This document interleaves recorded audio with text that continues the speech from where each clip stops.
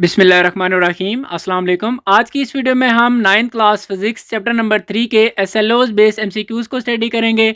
अगर ये सारे एमसीक्यूज़ आप अच्छे से समझ लेते हैं और तैयार कर लेते हैं तो इंशाल्लाह पेपर में जो चैप्टर 3 से कोई भी एमसीक्यूज़ आ जाए आप उसको आराम से अटैम्प्ट कर सकेंगे। तो चलें जी स्टार्ट करते हैं। पहला एमसीक्यूज़ है कि inertia of a body depend upon its. तो मैथ्स के ऊपर इनर्शिया डिपेंड करता है, चूँकि इनर्शिया कहते हैं किसी बॉडी के अंदर जो रेजिस्ट करने की सलाहियत होती है। अब जिस बॉडी का मैथ ज़्यादा होगा उसके अंदर रेजिस्ट करने की सलाहियत भी ज़्यादा होगी, यानी कि उसका इनर्शिया ज़्यादा होगा। सो इनर्शिया का लिंक जो है वो मैथ्स के साथ है। अब दूसरा एमसीक्यूज़ है, if a body of mass 2 kg is moving with an acceleration of 5 metre per second square then the net force exerted of the body is. ये न्यूमेरिकल टाइप है, इसको हम सॉल्व कर लेते हैं।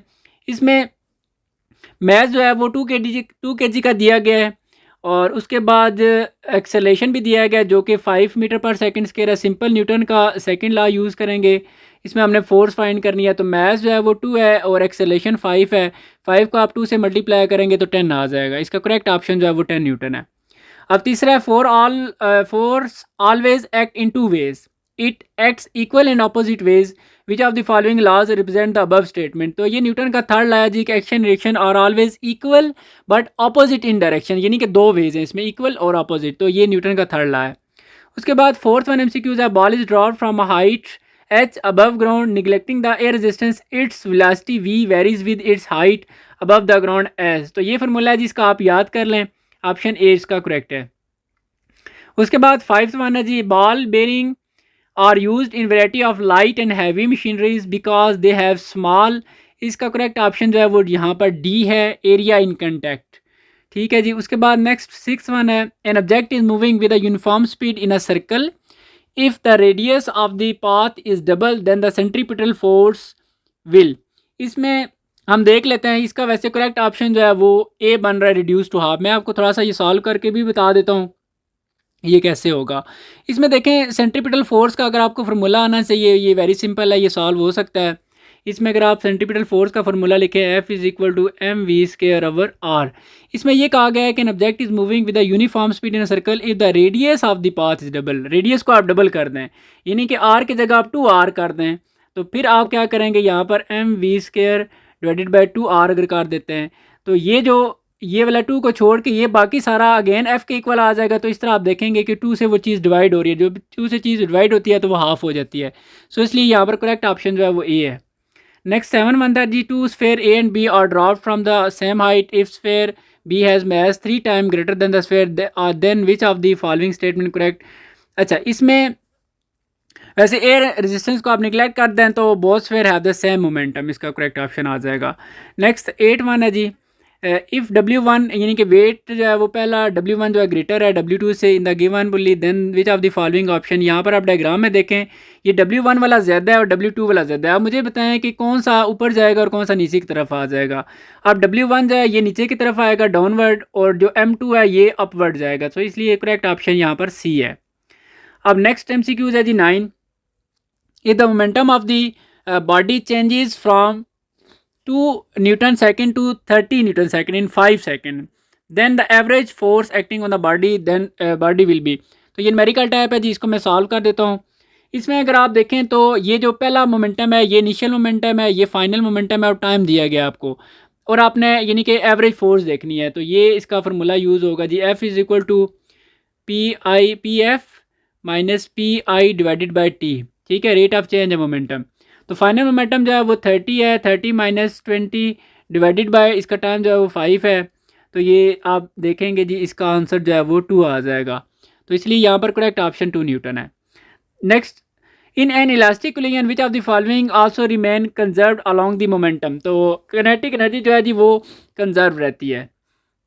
उसके बाद 11 बनता है कि an astronaut is sitting in a spaceship on the earth ready to depart to the moon when the astronaut reaches the moon its weight and mass will.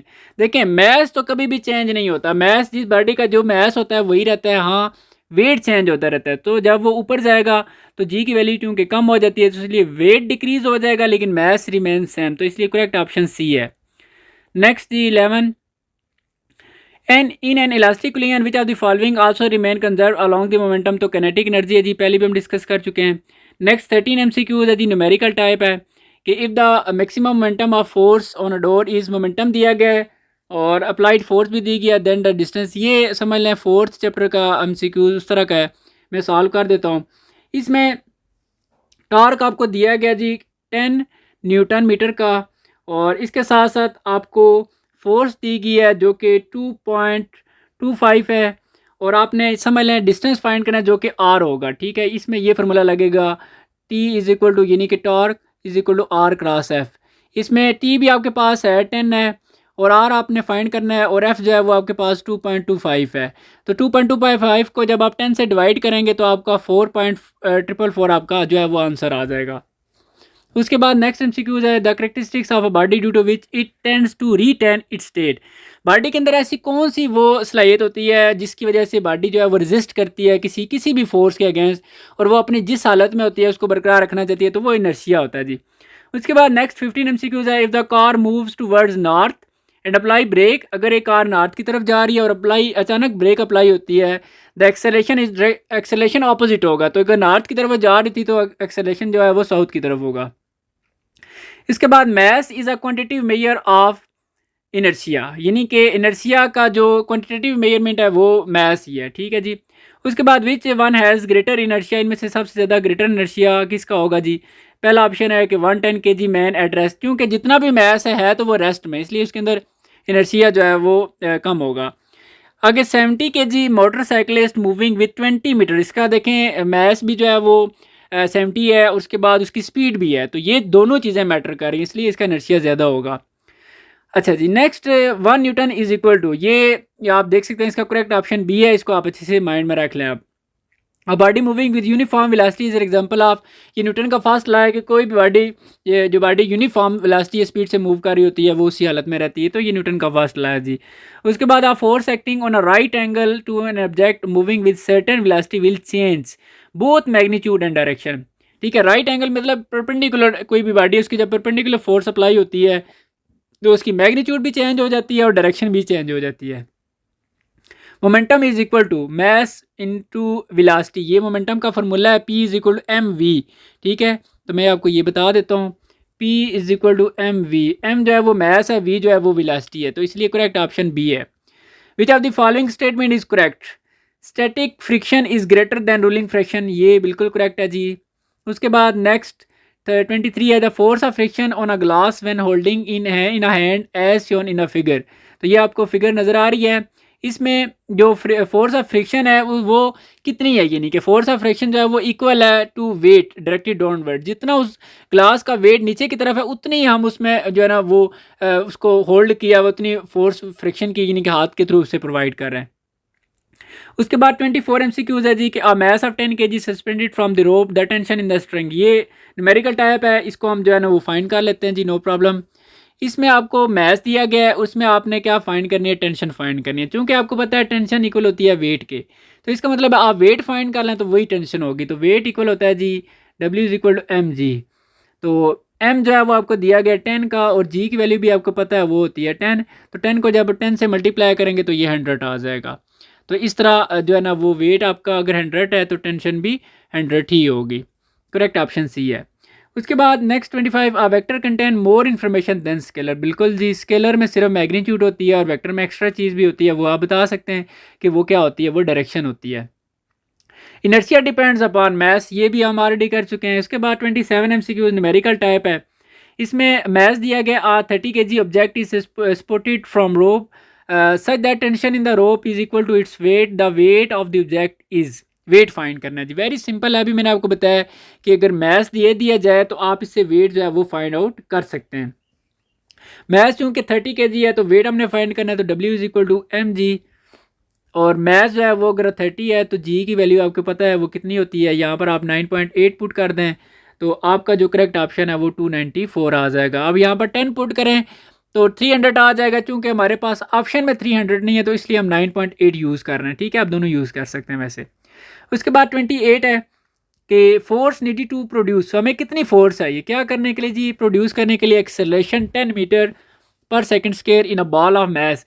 तो ये बहुत इजी हो गया कि इसमें हमें एक्सेलेशन भी दिया हुआ है और मैस भी दिया हुआ है, तो फोर्स हमने फाइंड करनी है, तो न्यूटन का सेकंड लगाएंगे जी, F = ma। तो m जो है वो हमें दिया गया 0.5 और एक्सेलेरेशन हमारे पास 10 है। तो इन दोनों को आप अगर मल्टीप्लाई करें तो आपके पास करेक्ट ऑप्शन जो है वो 5 आ जाएगा, इसलिए करेक्ट ऑप्शन डी है। Ball A collide with ball B which is at rest. एक बॉल है जी ए, वो कोलाइड करता है बी बॉल के साथ जो कि ऑलरेडी रेस्ट में था। आफ्टर द कोलिजन, जब वो उससे कोलाइड करेगा, टकराएगा, तो फिर क्या होगा, दोनों बॉल ज़ाहिर सी बात है मूव करना शुरू कर देंगे। Which of the following condition is not possible. तो इसमें से कौन सी कंडीशन पॉसिबल नहीं है। Both balls are at rest, क्योंकि जब वो कोलाइड करेंगे दोनों कभी भी रेस्ट में नहीं आएंगे, सो इसलिए करेक्ट ऑप्शन जो है वो डी है। अगर next what is the mass of car, mass find करना है, that is travelling with velocity दी गई है और मोमेंटम भी दिया गया है। बहुत इजी है, बहुत इजी है। इसमें आप ये यूज़ करेंगे P = इसमें आपने क्या फाइंड करना है जी, what is mass, m find करना है, तो P/V = m, ये आपके पास फार्मूला आ जाएगा।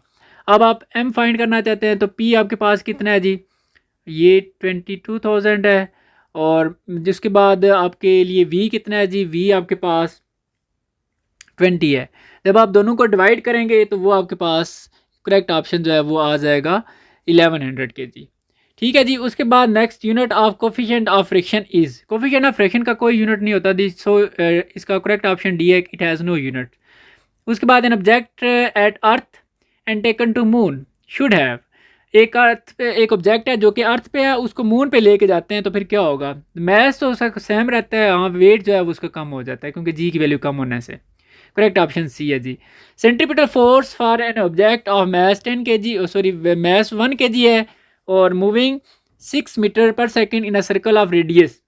तो यहाँ पर हम सेंट्रीपिटल फोर्स का फार्मूला यूज़ करेंगे और इसको फाइंड आउट कर लेते हैं। मैं आपको गाइड कर देता हूँ। सेंट्रीपिटल फोर्स का फार्मूला है जी F = mv²/r। यहाँ पर आपको मैस भी दिया गया है, ठीक है, जो कि कितना है 1 है, और v अभी आपको दिया गया है, v कितनी है जी, विद 6 का स्क्वायर हो जाएगा, और रेडियस आपको दिया गया जी 3, तो 6 का स्क्वायर ये हो जाएगा 36 / 3। इसको जब आप डिवाइड करेंगे तो ये आ जाएगा 12, तो इसलिए करेक्ट ऑप्शन जो है वो 12 है। आगे, how many times the centripetal force will increase if the mass of the body moving with uniform speed in a circle is double. अगर मास को डबल कर देते हैं तो अभी ही आपने देखा है इसमें फोर्स और सेंट्रीपिटल का रिलेशन आपने देखना है। सेंट्रीपिटल फोर्स ये फार्मूला हो गया इसका। अब आप इसमें उसने कहा है जी force how many time, force के ऊपर क्या फ़र्क पड़ेगा, इस फोर्स के ऊपर अगर आप मैस को डबल कर देते हैं तो मैस का और फोर्स का आपस में डायरेक्ट रिलेशन है, मैस डबल होगा तो फोर्स भी डबल हो जाएगी, इसलिए इसका करेक्ट ऑप्शन बी है 2 टाइम्स।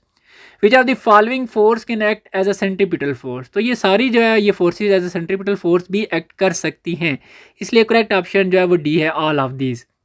नेक्स्ट 36 है कि an empty suitcase is placed in a middle of a bus on its floor travelling at high speed when the bus brake. देखें, आप सूट केस की जगह आप अपने आप को माइंड में लें, ठीक है, आप बस के अंदर खड़े हुए हैं, जब एकदम से ब्रेक जो है वो अप्लाई होती है तो आप किधर को गिरते हैं, पीछे की तरफ, आगे की तरफ, तो आगे की तरफ, तो फॉरवर्ड, ठीक है जी। करेक्ट ऑप्शन जो है वो बी है। In Newton third law the action reaction pairs do not neutralize each other because, बिल्कुल जी न्यूट्रलाइज नहीं करते क्योंकि दोनों जो है वो एक्ट ऑन डिफरेंट बॉडीज़, ठीक है, दोनों अलग अलग बॉडीज़ पे एक्ट कर रहे होते हैं। Laws of motion was presented by, simple है जी, ये न्यूटन ने किए हैं present. Isaac Newton describe the laws of motion in his famous book, ये प्रिंसिपिया मैथमेटिका, ये इसकी बुक है, इसमें लिखे हुए हैं the laws of motion establish the relationship between motion and force. जो न्यूटन्स के लॉ हैं ये ज़्यादा आपने देखा होगा ये फोर्स और मोशन में, यानी कि फोर्स अप्लाई होगी तो मोशन होगी, तो ये चीज़ें हम डिस्कस कर रहे हैं। First law of motion is also known as inertia. उसके बाद dash of a body is the direct measure of inertia mass, ठीक है जी। उसके बाद नेक्स्ट MCQ स्टार्ट हो जाते हैं जी टेस्ट नंबर 2 में। अच्छा, इसमें कौन सी चीज़ है, is the agency which change or tend to, ऐसी कौन सी चीज़ है जो किसी भी बॉडी को उसकी हालत से चेंज कर देती है, अगर रेस्ट में है तो मोशन में लाने की कोशिश करती है, तो मोशन में है तो रेस्ट में लाने की कोशिश करती है, तो वो फोर्स है जी। ये फोर्स की डेफिनेशन भी यही है। Law of inertia is actually the first law of motion, ये आपने स्टडी किया होगा कि फर्स्ट लॉ को लॉ ऑफ इनर्शिया भी कहते हैं या लॉ ऑफ इनर्शिया को फर्स्ट लॉ ऑफ कहते हैं। When a force is applied on a body acceleration is produced in the body. ये न्यूटन का सेकंड लॉ है जिसमें आपने डेफिनेशन स्टेटमेंट में आपने ये चीज़ पढ़ी हुई है। The acceleration produced in a moving body is always, ये भी न्यूटन का सेकंड लॉ का अगला जो है ना वो पोर्शन है, पॉइंट है, जिसमें जो एक्सेलरेशन किसके जो है ना वो प्रोपोर्शनल होता है जी, फोर्स के डायरेक्टली प्रोपोर्शनल होता है। अच्छा, if the mass of the body is double while keeping the force constant then acceleration will be. ये फिफ्थ वन एमसीक्यूज है, ये इसको मैं सॉल्व कर देता हूँ, आपको मैं बता देता हूँ कि इसके ऊपर क्या फ़र्क पड़ेगा। ठीक है जी, इसको हम देख लेते हैं। देखें, न्यूटन का सेकंड लॉ आपको पता है कि वो है जी F is equal to M A. ठीक हो गया। इसमें हमने क्या देखना है, if mass of a body is double, mass को आप डबल करें देन, और फोर्स को आपने कांस्टेंट रखना है, और एक्सेलेरेशन क्या होगा, इसलिए हम पहले यहाँ पर एक्सेलेरेशन को अलग कर लेते हैं। एक्सेलेरेशन इक्वल हो जाएगा एफ ओवर एम के। यहाँ पर आप फोर्स को कांस्टेंट रखेंगे, एफ इसी तरह रहेगी, और मैस को आपने क्या करना है जी, डबल करना है, यानी कि 2m करना है। तो अब मुझे बताएं इसके ऊपर क्या फ़र्क पड़ रहा है। ठीक है, ये एफ एम आप अगेन इसकी जगह आप लिख सकते हैं, ए लिख सकते हैं। तो ये आपने देखा कि एक्सेलेरेशन जो है वो क्या हो रहा है, हाफ हो जाता है, तो इसलिए इसका करेक्ट ऑप्शन जो है वो ए है। आगे 6 है जी कि force applied on a body is double, अगर फोर्स को डबल कर दें while keeping the mass constant then acceleration, ये भी इसी तरह का, ये इसको हम देख लेते हैं। तो ये एक्सेलरेशन अभी हमने देखा इक्वल आ गया था, ये न्यूटन सेकंड लॉ से A is equal F over M. अभी हमने क्या करना है, फोर्स को डबल करना है, फोर्स यानी कि 2f हो जाएगी, और मैस जो है उसने कहा जी कांस्टेंट रहेगा एम इसी तरह।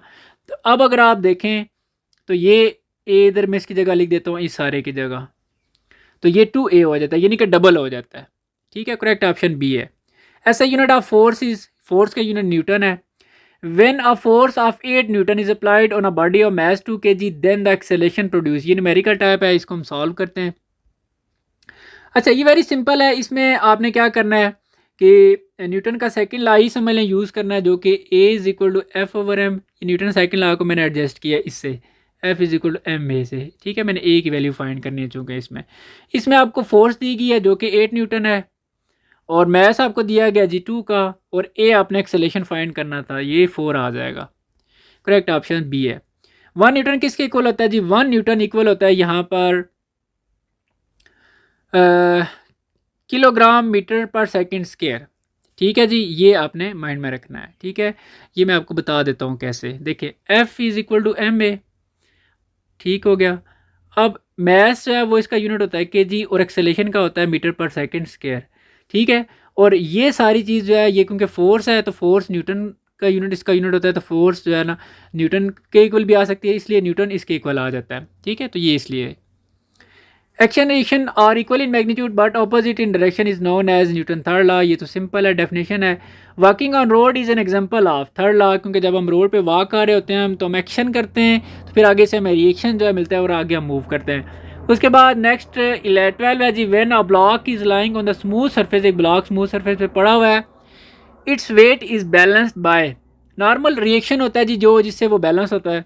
उसके बाद नेक्स्ट 13 है, weight of body of mass 10 kg, wait find करना है जी, वेरी वेरी सिंपल। ठीक है, इसमें आपको मैस दे दिया गया है, आपने वेट फाइंड करना है। तो ये वेट का फार्मूला होता है W is equal to M G, और मैस आपको दिया गया जी 10, और जी की वैल्यू भी 10 है, तो ये हो जाएगा 10 को 10 से जब मल्टीप्लाई करेंगे तो 100, तो इसलिए करेक्ट ऑप्शन सी है। Dash of a body always acting toward the centre of the, weight जो है वो हमेशा toward centre of the earth होता है। Quantity of matter in a body is, body कोई भी बॉडी है वो उसका जो मैटर यानी कि क्वांटिटी है मैटर की, वो मैस ही होता है। ठीक है, उसके बाद नेक्स्ट है the force with which earth attract a body towards the centre is known as weight, ये वेट की डेफिनेशन भी आपने पढ़ी होगी। Characteristics of body which determines the magnitude of acceleration produce when a, ये न्यूटन का second law ही समझ लें, इसमें करेक्ट ऑप्शन जो है वो मैस है। अच्छा जी, mass of the body is measured by physical balance, weight of the body is measured by, weight को हम स्प्रिंग बैलेंस से मेजर करते हैं। Unit of weight is, weight का वेट एक फोर्स ही कंसीडर होती है, और इसका यूनिट जो है वो न्यूटन होता है।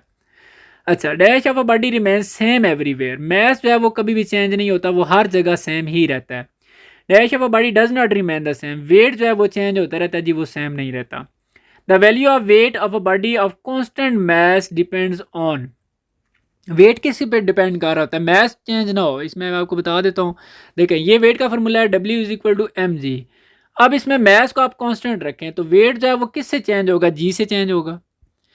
ठीक है जी। उसके बाद mass is uh, mass scalar quantity है, वेट वेक्टर क्वांटिटी है। उसके बाद जी नेक्स्ट, मैं खुद थोड़ी स्पीड लगा रहा हूँ क्योंकि टाइम कम है, आपका पेपर भी है, तो मैं कोशिश कर रहा हूँ जल्द से जल्द जितना हो सके मैं आपको चीज़ें प्रोवाइड कर रहा हूँ। उसके बाद नेक्स्ट है जी, when a block is hanging with help of rope then weight of the block is balanced by tension. ठीक है जी, tension. There are two cases of motion of body hanging with the help of rope. दो cases हैं जी, एक vertical है एक horizontal वाला है।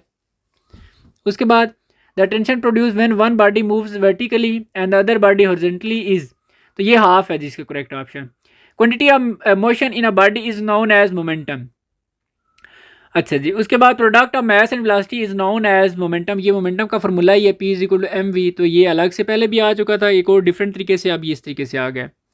ठीक है जी। SI unit of momentum is, momentum का यूनिट यहाँ पर दोनों ऑप्शन हो सकते हैं, ये देखें P is equal to M V, ये मोमेंटम का फॉर्मूला है। मैस का यूनिट क्या होता है जी, के जी, और वी का यूनिट होता है मीटर पर सेकेंड। तो एक तो मोमेंटम का ये ऑप्शन हो गया, यानी कि करेक्ट ऑप्शन सी हो गया। इसके साथ साथ ये न्यूटन सेकेंड भी हो सकता है। ठीक है जी, ये मैं आपको सॉल्व करके भी बता देता हूँ कि कैसे होता है अगले एमसीक्यूज में। Next, KG metre per second, हमने यही कहा ना कि ये KG metre per second Newton second के कैसे इक्वल होता है, तो इसी चीज़ को हम सॉल्व कर लेते हैं, नो प्रॉब्लम। तो यहाँ पर आपको मैं बता देता हूँ जी, देखें यहाँ पर एक चीज़ आप माइंड में रख लें कि जो न्यूटन सेकंड है ये कैसे इक्वल होता है इसके। ठीक है, ये दोनों यानी कि ये और ये कैसे इक्वल है। अब न्यूटन सेकंड ले लें। अब न्यूटन किसके इक्वल होता है जी, न्यूटन इक्वल होता है, यहाँ से आप फार्मूला लगा लें, F is equal to M A, और यहाँ पर आप लिख सकते हैं के जी और मीटर पर सेकंड स्क्वायर, तो ये आ जाएगा के जी मीटर पर सेकंड स्क्वायर।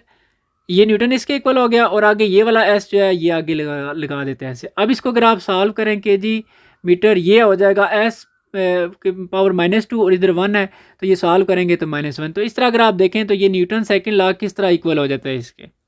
ठीक है जी, और भी बहुत से तरीके आप किसी भी तरीके से इसको अंडरस्टैंड कर सकते हैं। Rate of change of momentum is equal to force, ये आपने स्टडी किया होगा, force and change in momentum वाला ये वाला, F is equal to del P over T.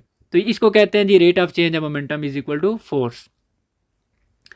Direction of the rate of change of momentum is in the direction of force, क्योंकि दोनों का आपस में डायरेक्ट रिलेशन है, तो इसलिए ये फोर्स के इक्वल ही हो जाता है।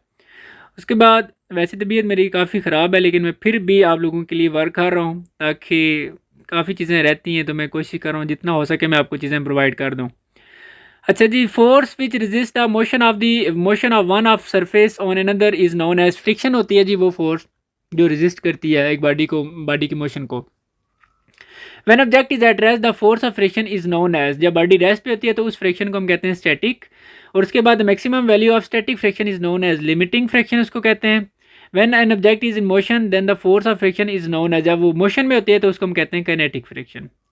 ठीक है जी। उसके बाद next static friction is greater, ये माइंड में रख लें, स्टैटिक फ्रिक्शन ग्रेटर होती है काइनेटिक फ्रिक्शन से। और rolling friction is less than sliding friction, ये भी आप स्टडी कर चुके होंगे। Coefficient of friction has no unit, जिसका कोई यूनिट नहीं होता। Friction of liquid is less, simple जी, लिक्विड में जो फ्रिक्शन होती है वो लेस होती है then friction of solids.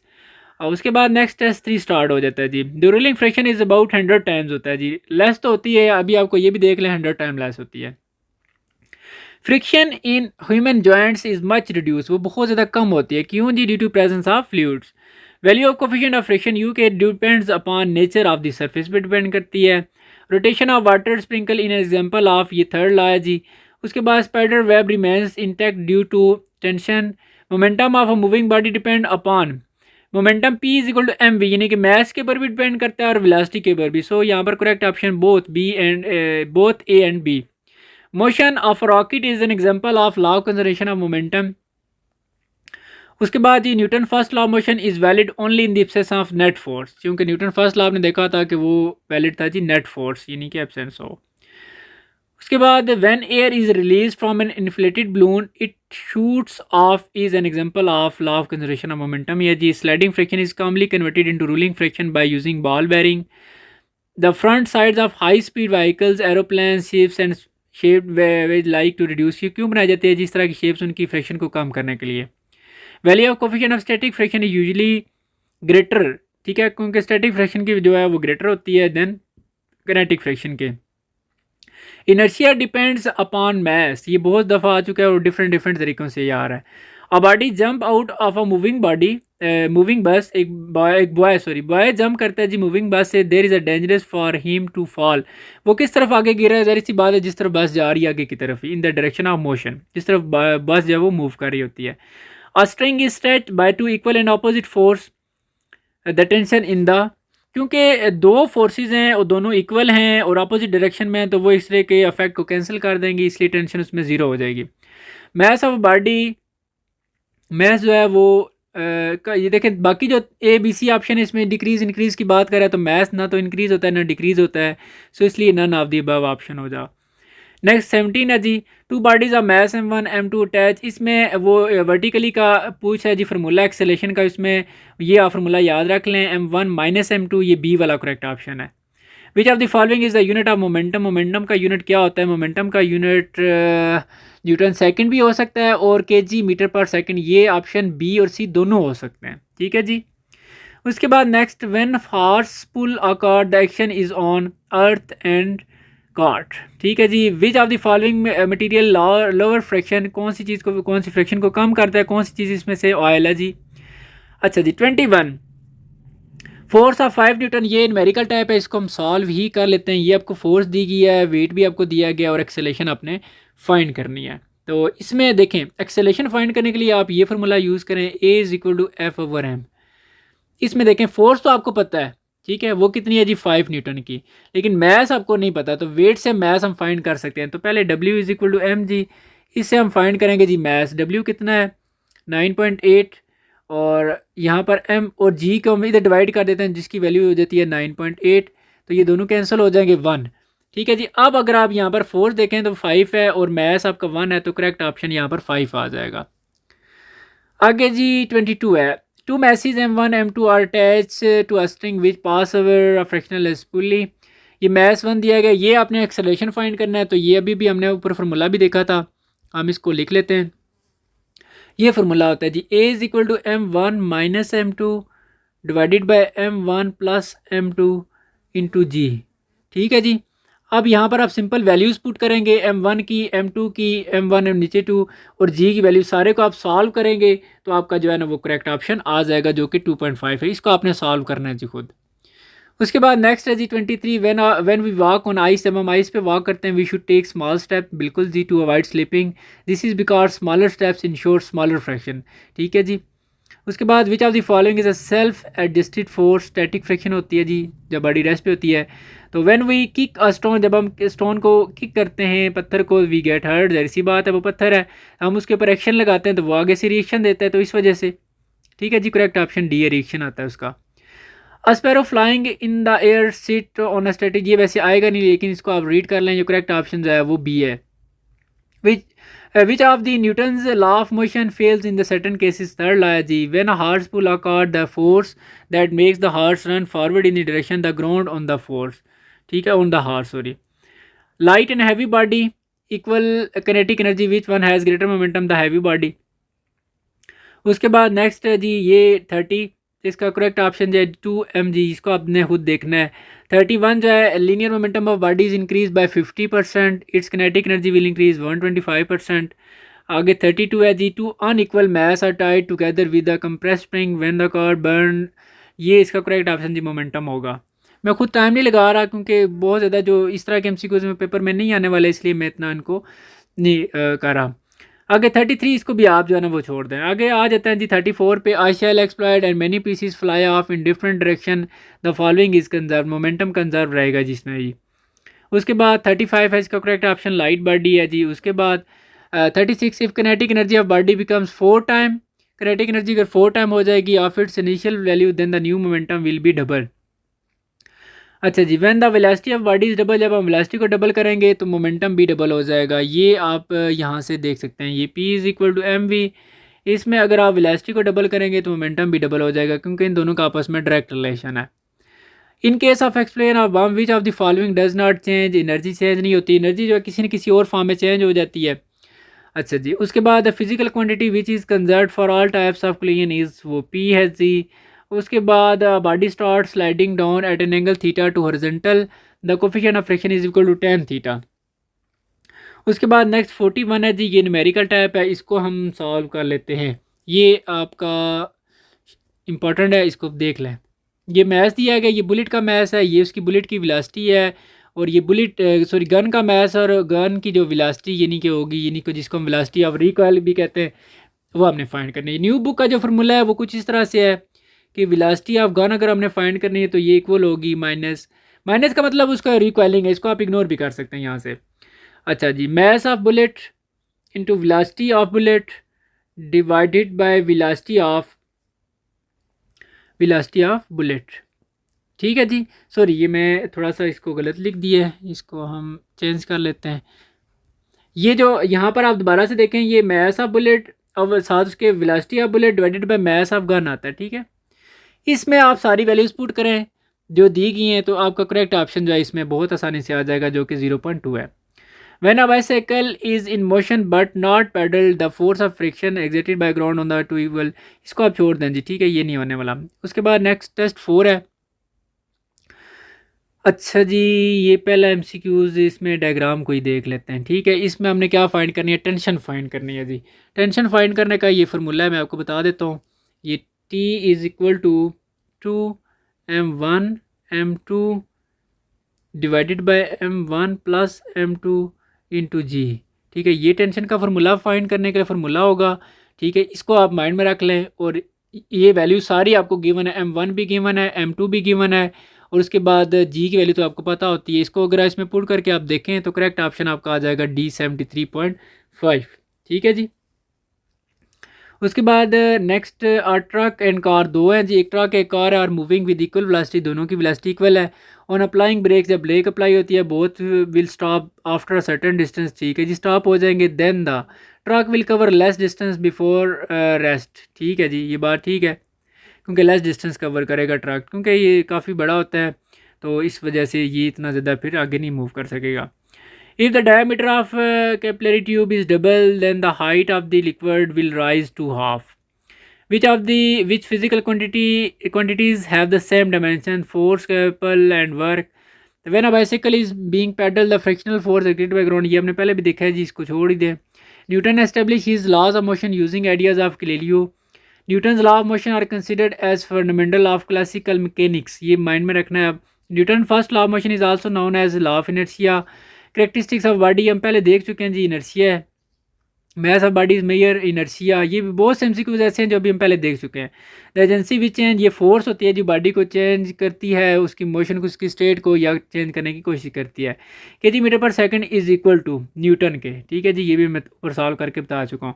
If the force acting on a body is double, अगर फोर्स को डबल कर दें देन एक्सेलेरेशन विल बी, तो ये न्यूटन का सेकंड लॉ, इसमें अगर आप देख सकते हैं ये F is equal to M A है, और इसमें मैस, फोर्स और एक्सेलेरेशन का आपस में डायरेक्ट रिलेशन होता है। सो अगर आप एक चीज़ को डबल करेंगे तो दूसरी भी डबल हो जाएगी।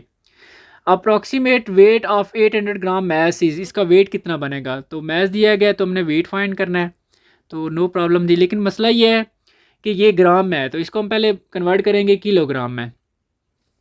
तो 800 को हम किलोग्राम में कन्वर्ट करने के लिए 1000 से जब डिवाइड कर लेंगे तो ये आ जाएगा जी 0.8 kg।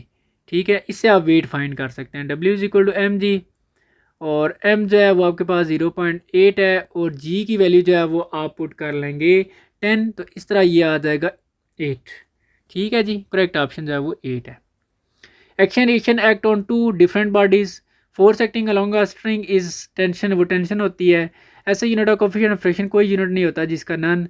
The maximum value of static friction is, limiting friction उसको कहते हैं। The friction during motion is called kinetic, ये मोशन वाली जब होती है तो किनेटिक होती है, और जब रेस्ट वाली होती है तो वो स्टैटिक फ्रिक्शन होती है। Value of kinetic friction as compare to static friction less, kinetic वाली लेस होती है जी।